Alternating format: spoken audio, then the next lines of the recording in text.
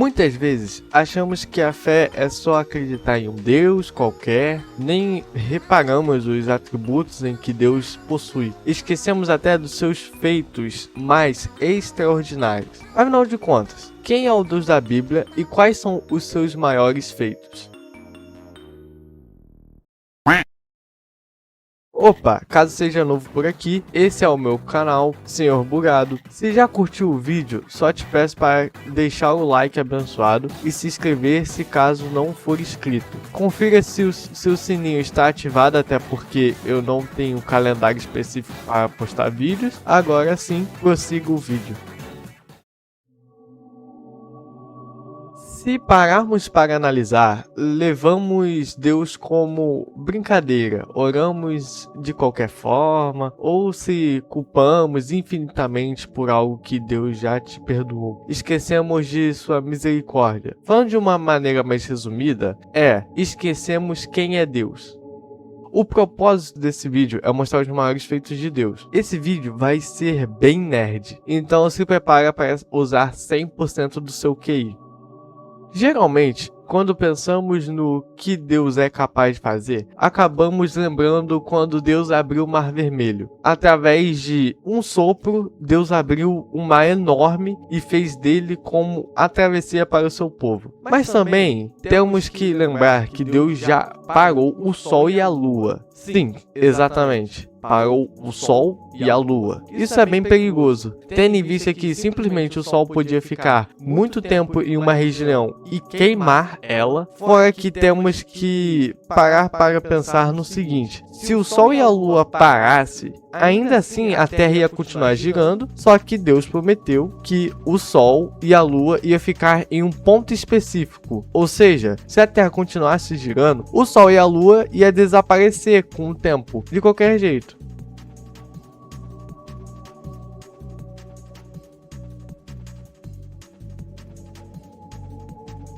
Então é possível dizer também que a Terra possivelmente deve ter ficado parada. E meus amigos, isso cientificamente seria uma catástrofe. De acordo com os dados da G1, fique com um trecho aí. Em resumo, tudo o que está em movimento junto com o nosso planeta, como a água dos oceanos e atmosferas e até os seres vivos, continuaria se movendo a milhares de quilômetros por hora, devido à propriedade física chamada de inércia. Entenda mais abaixo. E isso mudaria o clima de forma extrema, com uma parte da Terra ficando exposta ao Sol por meses, enquanto a outra ficaria na escuridão, o que afetaria as temperaturas e o clima global. Além disso, como a Terra gira a uma velocidade de cerca de 1.674 km por hora no Equador, se ela parasse sua rotação, algo que na prática é impossível e fora de qualquer cenário realista, tudo o que não estivesse preso ao solo seria lançado a essa velocidade. E isso causaria uma enorme destruição, com prédios colapsando, grandes ondas do oceano e muitos outros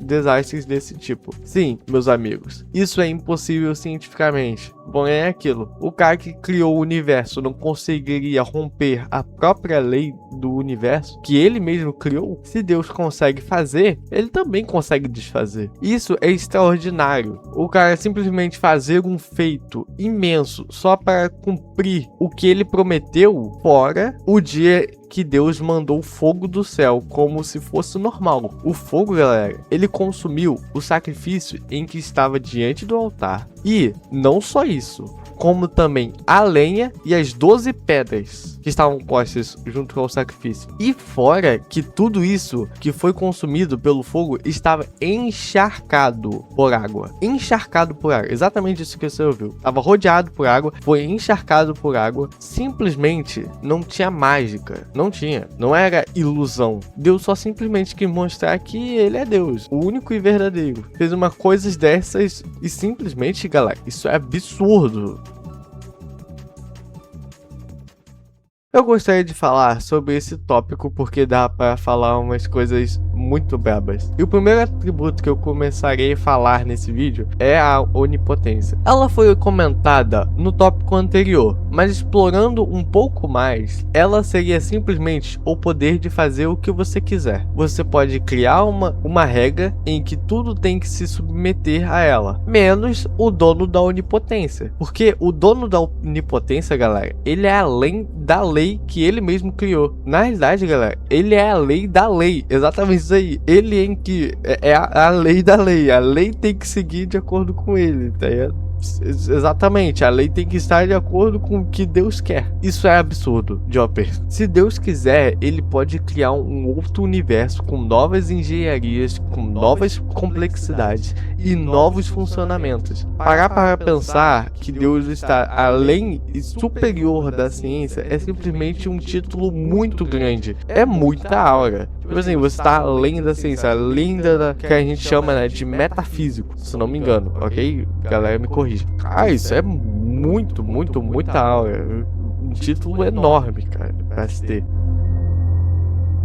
Agora, já pensou ter o poder da onisciência? Você sabe tudo, você sabe como agir e como não agir, como e quando vai acontecer, sabe como fazer ou chegar perto daquilo nunca acontecer, ou também podemos falar que você sabe como fazer aquilo acontecer ou chegar perto de acontecer, saber o que todos estão pensando e como vão reagir, é simplesmente o poder de prever os movimentos. Você sabe como cada golpe vai ser executado e você sabe todos os pontos cegos desse golpe, saber a hora exata de tomar atitude e ter o máximo de aproveito dela. Esse poder parece até com a predestinação, mas ao mesmo tempo não é, porque você só sabe o que a pessoa vai fazer, você não manipula ela a fazer nada. Isso é além de tudo que a mente humana conseguiria pensar, simplesmente roubado de OP. Até porque a predestinação acredita, como o nome já diz, a predestinação acredita como fosse uma destinação, você já tá destinado a isso. Mas a onisciência, você sabe como as coisas vão acontecer e você não tá meio que manipulando, você não tá meio que fazendo regras para aquilo acontecer. Você só sabe que aquilo vai acontecer de qualquer forma. Agora, já imaginou ter a onipresença? Ela parece bem ruim, não é? Mas eu te provo que não. Seria o equivalente a você estar em todos os ambientes, em todos os milissegundos. E se você está em todos os lugares, você escuta, vê e acompanha tudo de camarote. E se transcendermos mais um pouco, esse poder ele vai além do presente. Deus está presente no passado, no presente e no futuro. Ele já viu você nascendo, ele já te acompanhou vivo e ainda por cima viu você morto. Simplesmente Deus está presente em toda a linha do tempo da humanidade e muito além. Deus está na linha do tempo desde quando o universo foi criado e está também lá no fim do universo. Não é à toa que em Apocalipse ele fala que ele é o alfa e o ômega, o princípio e o fim. Agora, imagina esses três poderes centralizados em uma única mão. Deus pode fazer o que ele quiser. Ele sabe de tudo que existe e além da materialização. Ele está presente em todos os lugares, em todos os tempos. Irmão, imagina se Deus fosse mau. Você acha que hoje você seria ao menos vivo? Basta ele se desagradar de você por um aspecto e você evapora. Ok.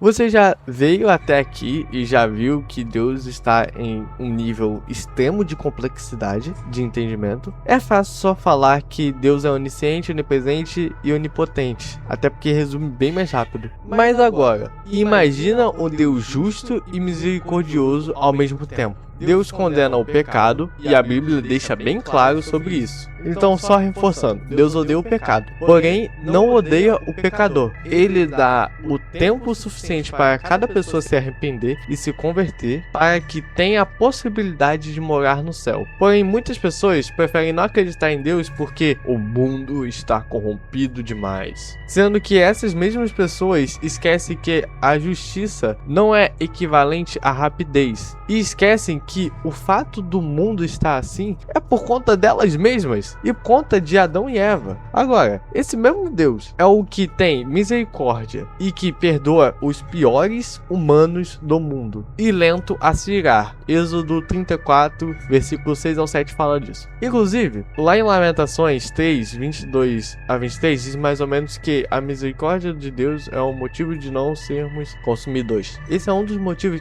das pessoas mais malvadas do mundo não neutralizadas na hora. E além disso, Deus também te dá a opção de se arrepender. Deus é justo na misericórdia e é misericordioso na justiça. Porque se fosse para sofrer o que nós realmente tínhamos que sofrer, a gente não estaria nem vivo aqui para contar a história. E é esse o Deus em que temos acesso em uma simples oração. Esse foi o vídeo, tomara que vocês tenham gostado. Eu fui muito nerd ao fazer esse roteiro, peguei pesquisa e tudo, tenho certeza que vocês devem ter gostado do vídeo. Então, deixa um like e se inscreve se caso for a sua primeira vez aqui. Não esqueçam de ativar o sininho, comenta se caso vocês gostaram desse tipo de vídeo, que são meio fora da curva, como esse daqui. Mas, em resumo, é isso. Fica com Deus, adeus, amém.